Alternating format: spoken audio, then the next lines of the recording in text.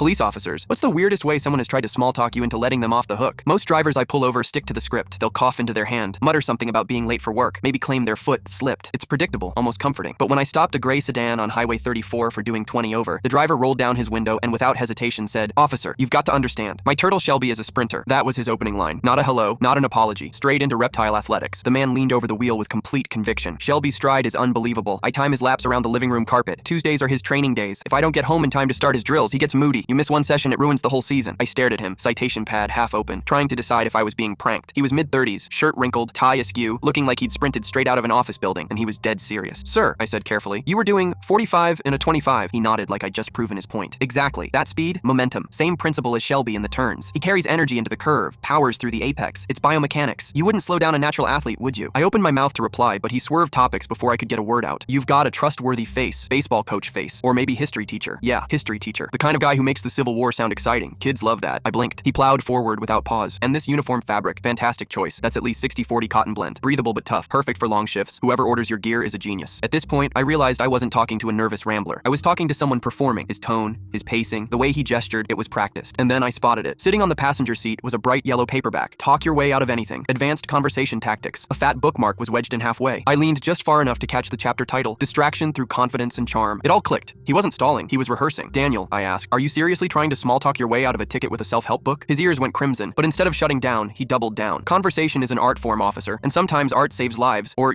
wallets." While I filled out the ticket, he unloaded every ounce of material he'd memorized. He started talking about how turtles taught patience because they carry their homes but never their grudges. Then he veered into his side hustle, bragging that he ran a neighborhood chili cook-off judged on flavor, spice, and emotional resonance. He complimented my jawline. "My barber says strong jaws mean strong morals." And then, while I signed my name, he leaned forward and praised my handwriting like it belonged in a museum. "Strong downstrokes," he whispered. "That's leadership penmanship." I kept writing. He kept sweating. Finally, I tore the ticket off, handed it to him, and tapped the yellow book on his seat. "Chapter 8, I said, "is probably about knowing when to quit." For the first time since I walked up to the car, Daniel went silent. He looked at the ticket. He looked at the book. His mouth opened like he had one more angle, one more line, but nothing came out. Then he rolled up the window and drove away without saying another word, and I counted that as my personal victory of the week.